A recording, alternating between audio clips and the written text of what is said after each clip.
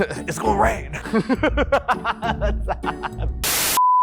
So if you have the luxury of looking for a home or even buying a home in today's market, these are the red flags from an interior design standpoint that you need to avoid. So we're gonna start things off strong with red or cherry wood as hardwood. Now I get it. First of all, hardwood in this economy is already a luxury, but cherry or red undertone wood is one of the most challenging wood species to work with because no matter how you stain it, no matter how you hide it, it always comes off very deep and very red.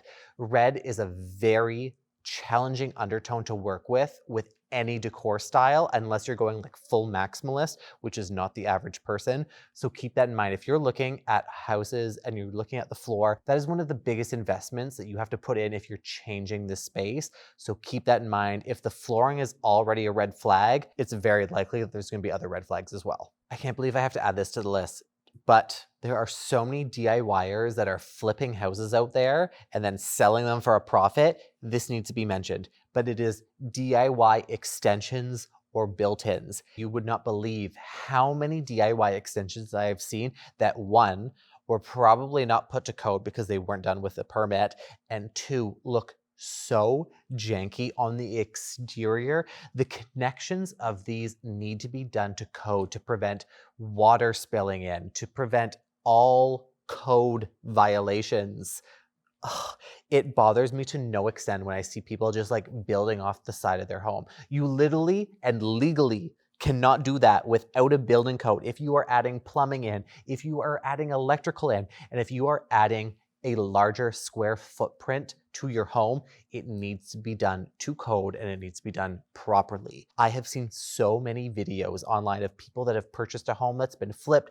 It looks absolutely fantastic because you know why? You can make the interior cosmetic changes look so perfect that you would never be able to tell.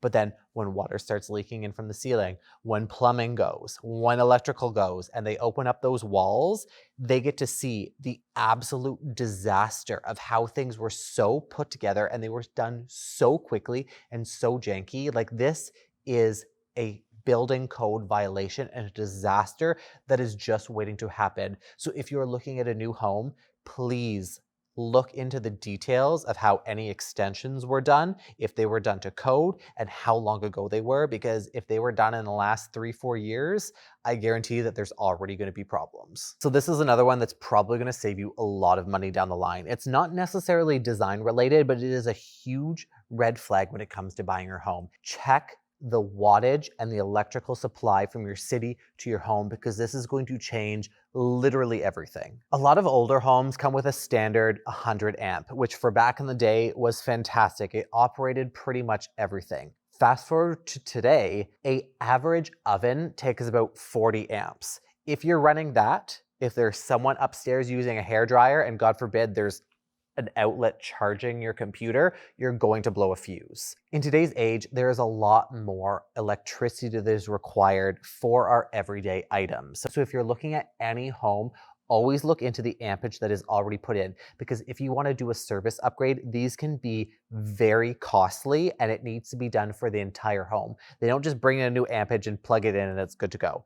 It usually requires the replacement of all the electrical outlets, all the switches, and the actual junction box of where everything is brought into your home from the city. This is another big red flag because I see so many home stagers doing this, but whenever you go into a home, check the scale of the actual furniture pieces. The average stager is going to use condo-sized furniture in that home to make the furniture look smaller and the space look way bigger than it actually is. I cannot tell you how many times I've walked into an open house and I see a literally 2- and 3-seater condo couch in a full-size living room. You're like, oh my God, look at all this space I have. And then the person that moves in, they probably have a cloud sofa or one of those giant ones. They put it in, they're like, oh, We don't have room for this anymore. Please be aware whenever you're looking at any staged home, everything is going to be usually an open-legged bottom to make the space look bigger, and they're going to be smaller scaled in size.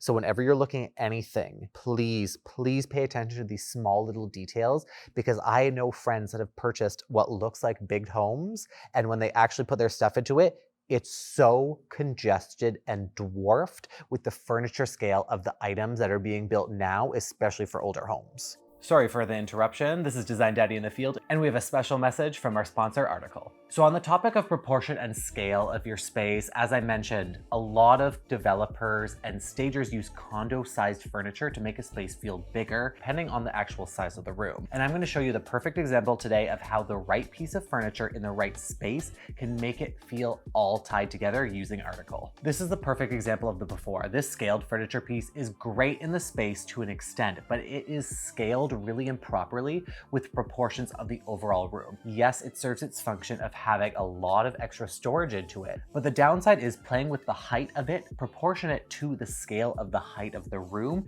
feels really off. And depending on your height, if you're anything shorter than me, it's gonna feel really awkward because everything is up higher and out of reach for the average person. Depending on how much ceiling height you actually have in your room, I want you to break it up into 2/3. That should be the proportion. For the 1/3 at the bottom should be the size of the furniture piece that encapsulates that actual dimension of the room. That being said, you can have things that go over it a little bit more, but you shouldn't have anything that goes over 2/3 of the overall height of the room itself.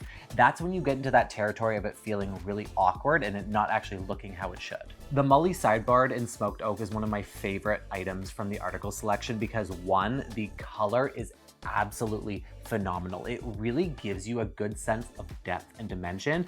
And let me tell you this, I had to have 2 people help me move this because it is so heavy. So if that doesn't speak to the quality of it, I really don't know what does. The reason why I chose this sideboard over the other ones is one, the actual details of it. You cannot go wrong with the soft close on the drawers and the cabinets. And speaking of drawers, you already know from every other single video I've ever talked about when it comes to millwork, cabinets, anything to hide things away, drawers are your best items to utilize all that additional space so you're not actually emptying it out and it feels like you can fill it. I get it, when you move into a new space, it can be really challenging to purchase all new furniture. Article is absolutely fantastic because not only is the quality there, but the price point is great for starting off. You're looking at a really good quality item by designers that have curated a collection that fits with so many interior design styles. There are so many retailers out there that really pigeonhole you into a very specific look with buying their pieces. The great thing about Article is there is a range of an interior design style pieces that work with so many different styles for your home, so you can always find the right piece. So as you can see now, it is perfectly scaled in the room. Not only does it look proportionate, but you have plenty of wall space above that if you wanted to put a mirror or an art piece above, in which case I did, it feels like it actually belongs in the space and it feels so much more cozy because it doesn't have that daunting height that you have to reach up to actually access everything. Article is also offering $50 off your first purchase of $100 or more. You can click the link in my description box or scan the QR code on my screen. Now back to Design Daddy in the studio. Another key thing to look out for is the amount of switches and electrical outlets that are in each room. I know this doesn't sound like a huge issue until you start looking to plug things in. And from an interior design standpoint, this is a major red flag that I always look for, whether you are renting or looking to purchase. These little details make a huge difference. If you're going into a bedroom and there's one outlet on each end, where are you going to plug in the lamp? Where are you going to plug in your phone? If you have 2 nightstands, you then need to have a divider for 2 outlets on each side. Another huge flag that I especially see in condo developments is they're not even putting lights on the ceiling anymore because they're just doing full concrete slab construction. And they're like, you know what? We're just going to add a switch that operates to an outlet. It is the lazy way out. I get it. Not everyone is a huge fan of the big light, but these little details like being able to plug in your phone, your laptop, have a night light or a wall sconce or even a floor or table light. These are the things that need to be looked for when you're looking for a new space, regardless if you're buying or renting. So always check out how many outlets are in the room. Additionally, if you don't use a cordless vacuum, you need to know, will you actually be able to reach where your vacuum cord is going to go? Or are you gonna have to plug it into another room and then come to the other side? It's these little things that can really inconvenience you once you're in the space. So this one's kind of like a two-part series, but it is weird layouts and non-functional spaces. This is typically reserved for older homes, but I want you to keep this in mind that if you're going into a space, what is that room going to be used for? Is it going to have a purpose, or is it literally just going to be an off room that you throw all your junk and it's never organized? This is another key factor when you're looking at any spaces, whether you're renting or owning as well. Additionally, if you are looking at older homes, find the location and the direction that the trusses in the ceiling and the floor are running, whether they are going lengthwise or side to side in your home. This is going to determine if you are going to plan to renovate, if you can actually have an open concept plan. If they are running parallel with the walls going through the house, it means that these walls are the structural support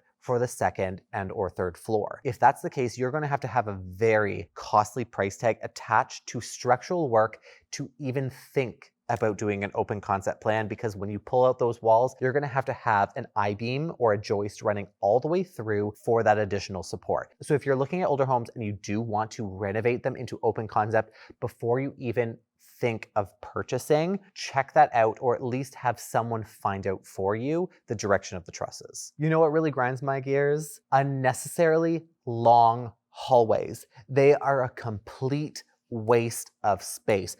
And if we're being honest, hallways are really challenging to look nice in any setting, whether you're designing them or if you're just doing some cosmetic changes to kind of make it look a little bit nicer. I know many older homes have this issue with these long hallways. It's because they wanted to have one clear path of travel. And if we're being honest, it was the easiest design for the architects because they really were not creative when it came to utilizing the floor plan and the footprint of a space and how it's operated. I've noticed even a lot of condos lately are being as cheap as possible when it comes to the layout and how they're utilizing the floor plan. They'll create one unnecessarily long hallway either from the entrance or into the living room, and then they're like, oh, we'll put the bathroom and bedroom off to the side, and then the kitchen and the living room in the back. You've created an entire hallway room that is so much dead space. Instead, you need to start thinking more creatively of how an interior designer or even an architect can make these spaces not only usable, but also livable. This isn't necessarily a red flag, but it's more of a personal preference that I have, but it's seeing the toilet as one of the first views when you look into a bathroom. I get it, sometimes that's just how the layout was, but if we're being honest, not many toilets are nice looking unless you're spending like upwards of $5,000 to $10,000 on one of those fancy Japanese ones that look super contemporary. The standard toilet is pretty ugly, and I know some people will fight me on that, but if we're being honest, it doesn't look good. And if that's the first thing I see when I walk into a bathroom, it means that one, it's probably an older house, or two, it was not thoughtfully designed to at least kind of like take your eye away from what we're already going into the bathroom to do anyways. Try and make it look nice, because bathrooms usually get a bad rap for what's being done in them. This one's another really big one, especially if you're a renter, even though it's not as common in homes, but it is bedrooms off of common living spaces. Every condo now is either open concept and the bedroom is off of the living room. If you live by yourself, great. If you have a roommate and they're out watching TV and you're going to bed early, there's your red flag there. Even in a home, having a bedroom or a private space off of a big living area is a major problem because the sound transfer is usually not that great. And I bet you anything, whether it be a condo or an older home, they're hollow corridors, which means that sound transfer is pretty much like they're speaking in the same room. And if your parents are watching the Oscars from any room and you hear clapping, you're gonna know. I didn't think I would have to include this on this list, but it has become so apparent to me that people are making makeshift powder rooms in their spaces.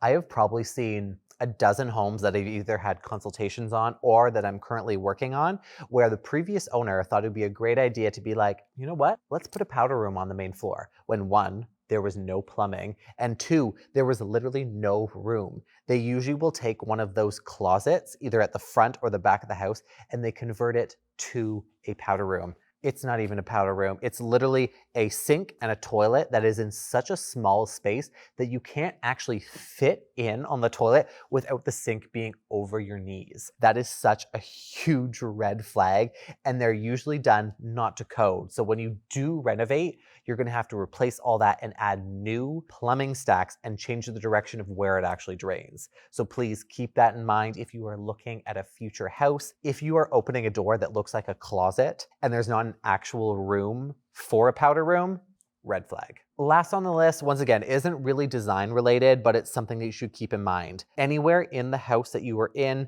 either rental or owning, check your cell phone reception. My God, the amount of condos and houses I've been at and there is no cell phone reception or so little that you can't actually make phone calls unless you're on Wi-Fi, huge red flag. And a lot of people do not consider this when they're looking for a space. As always, thank you so much for watching. So please let me know in the comments below if you have also seen some major red flags that I may not mention, because I'm always adding to this ever-growing list. Be sure to like this video, and if you haven't already, please subscribe to my channel. You can also follow me on Instagram and TikTok at Mr. Phoenix Gray for all my daily tips and tricks. And if you're ever second guessing yourself, just ask, what would Design Daddy do?